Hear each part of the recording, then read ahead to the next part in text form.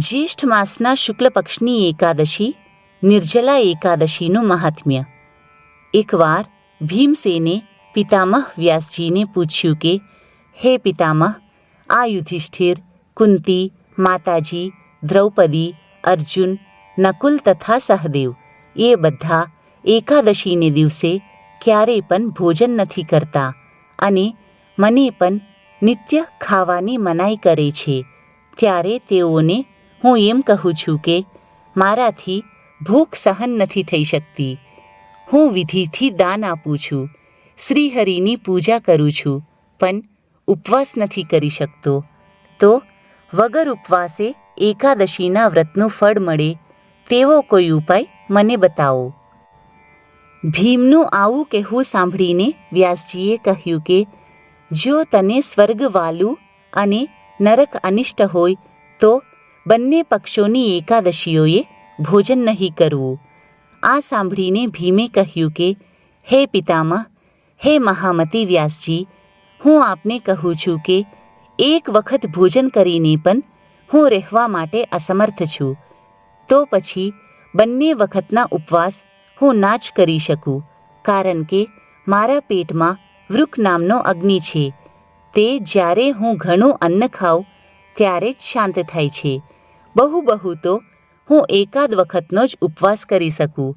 માટે નિર્ણય કરી કોઈ એવો ઉપાય કહો કે જેથી મારું કલ્યાણ થાય. આ સાંભળીને વ્યાસજીએ કહ્યું કે, હે ભીમ, તમે મનુસ્મૃતિમાં અને વેદમાં કહેલા ધર્મો સાંભળ્યા છે. તે સદડા આ કળિયુગમાં પાડી શકાય તેવા નથી. માટે સુખેથી થઈ શકે, જેમાં થોડું ધન જોઈએ, થોડો ક્લેશ થાય અને મોટું ફળ મળે, એવા સદડા પુરાણોના સારરૂપ વ્રતને હું તમને કહું છું, તે સાંભળો. બંને પક્ષોની એકાદશીઓએ નિરાહાર રહેવું જોઈએ. જે માણસ એકાદશીને દિવસે નિરાહાર રહે છે તેને નરક ભોગવવું નથી પડતું. વ્યાસજીનું આવું કહેવું સાંભળીને મહાબળવાન હોવા છતાં પણ પીપળાના પાંદડાની માફક ભીમ ફફડી ઉઠ્યો અને ભયથી કહેવા લાગ્યો કે, હે પિતામહ, હે પ્રભુ, તેવો ઉપવાસ કરવાની મારી તો શક્તિ જ નથી. માટે થોડી મહેનતે પણ ઘણું ફળ થતું હોય તેવું વ્રત તમે મને કહો. આ સાંભળીને વ્યાસજી બોલ્યા કે, જ્યેષ્ઠ સુધી એકાદશી જે વૃષભ કે મિથુન સંક્રાંતિમાં આવે છે તે દિવસે પ્રયત્નપૂર્વક વ્રત કરવું. તેમાં સ્નાન અને આચમન સિવાય જલનો સંબંધ નહીં રાખવો, એટલે કે પાણી નહીં પીવું.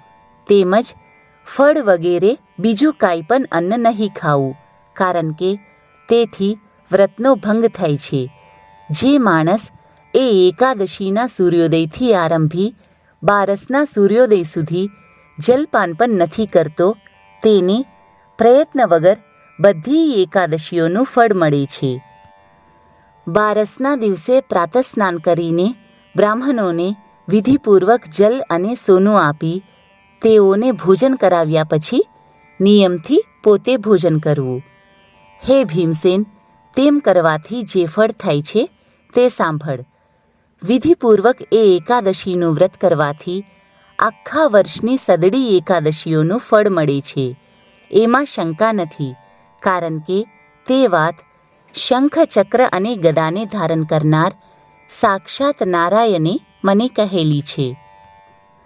જેઠ સુધી એકાદશીને દિવસે નિર્જલ વ્રત કરવાથી સર્વ તીર્થોના પુણ્યનું ફળ મળે છે, સદડા દાનોનું ફળ મળે છે અને વર્ષની એકાદશી જે ધન, ધાન્ય, પુત્ર અને આરોગ્ય એ બધાને આપનારી છે, તે સદડી એકાદશીઓનું પુણ્ય એ એકાદશીનું વ્રત કરવાથી મળે છે.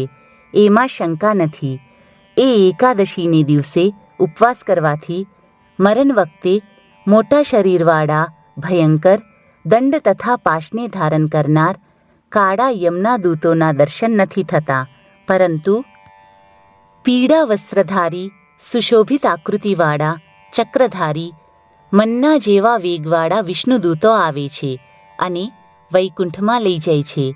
એટલા માટે એ એકાદશીને દિવસે શ્રમથી પણ નિર્જલ વ્રત કરવું અને જલધેનુ આપવી. તેથી સદડા પાપો દૂર થાય છે. વ્યાસજીના વચનો સાંભળીને તે એકાદશીને દિવસે પાંડવોએ તેમજ ભીમે પણ નિર્જલ વ્રત કર્યું.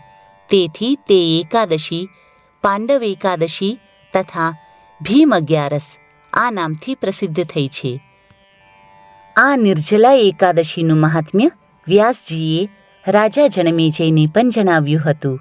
હે જનમેજય, તમે પણ સદડા પાપોની શાંતિ માટે યત્ન કરીને પણ એ એકાદશીનું વ્રત કરો અને શ્રીહરિનું પૂજન કરો. હે દેવેશ, હે હરે, આજે આપનો દિવસ છે, માટે હું નિર્જલ વ્રત કરીશ અને આવતીકાલે અન્નનું ભોજન કરીશ. આમ કહી સર્વ પાપોના નાશ માટે ઇન્દ્રિયોનું નિયંત્રણ કરી શ્રદ્ધાથી ઉપવાસ કરવો. જે સ્ત્રી કે પુરુષ એ એકાદશીનું વ્રત કરે તેના મેરુ અથવા મંદર પર્વત જેટલા મોટા મોટા પાપો પણ બળીને ભસ્મ થઈ જાય છે. જો જલધેનુ દેવાની શક્તિ ના હોય તો જેમાં સોનું રાખ્યું હોય તેવા વસ્ત્ર વડે વીંટેલા ઘડાનું દાન કરવું. જે માણસ એકાદશીને દિવસે જલપાન નથી કરતો તેને પ્રત્યેક પહોરે કરોડો મન સોનું આપ્યાનું પુણ્ય થાય છે. આ એકાદશીને દિવસે સ્નાન, દાન, જપ કે હોમ જે કાંઈ કરે છે તે બધાનું અક્ષય થાય છે એમ શ્રી કૃષ્ણે કહેલું છે. હે રાજન, એક નિર્જલા એકાદશીનું વ્રત કરવાથી વૈકુંઠની પ્રાપ્તિ થાય છે તો બીજા ધર્મોનું શું કામ છે? હે રાજન, જે માણસો આ એકાદશીને દિવસે સોનું, વસ્ત્ર કે અન્ન જે કંઈ આપે છે તે સદડું અક્ષય થાય છે. જે માણસ એકાદશીને દિવસે અન્ન ખાય છે તે આ લોકમાં ચાંડાલ થાય છે અને અંતે નરકમાં પડે છે. જેઠ સુધી એકાદશીને દિવસે ઉપવાસ કરીને જે માણસો દાન કરે છે તે પરમપદને પામે છે. નિર્જલા એકાદશીનું વ્રત કરવાથી બ્રહ્મહત્યા કરનાર, મદ્યપાન કરનાર, ચોરી કરનાર, ગુરુનો દ્વેષ કરનાર અને સદા જૂઠું બોલનાર પણ બધા પાપોમાંથી મુક્ત થઈ જાય છે. હે રાજન, નિર્જલા એકાદશીને દિવસે સ્ત્રીઓએ અને પુરુષોએ શ્રદ્ધા રાખવી, ઇન્દ્રિયો પર નિયંત્રણ રાખવું, જલશાયી નારાયણનું પૂજન કરવું, જલધેનુ આપવી અને તેમ ન બને તો પ્રત્યક્ષ ધેનુ અથવા ઘૃતધેનુ આપવી તથા પ્રસન્ન કરવા. જો બ્રાહ્મણો પ્રસન્ન થાય તો મોક્ષ આપનાર સાક્ષાત નારાયણ દેવ પણ પ્રસન્ન થાય છે.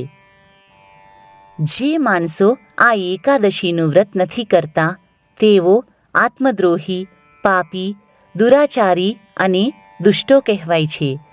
તેઓના 100 કુળો અનાચાર કરનાર થાય છે એમાં સંશય નથી. જે માણસો આ એકાદશીને દિવસે ઉપવાસ કરે છે, નારાયણનું પૂજન કરે છે, દાન આપે છે, શાંતિથી રહી રાતે જાગરણ કરે છે, તેના સદા દુરાચારી જેવા સેંકડો વંશજો વૈકુંઠમાં જાય છે અને તે પોતે પણ વૈકુંઠમાં જાય છે. નિર્જલા એકાદશીને દિવસે અન્ન, પાન, ગાય, વસ્ત્ર, શૈયા, આસન, કમંડલ અને છત્રનું દાન કરવું. જે માણસ આ દિવસે સુપાત્રને પગરખા પહેરાવે છે તે સોનાના વિમાનમાં બેસીને સ્વર્ગમાં જાય છે.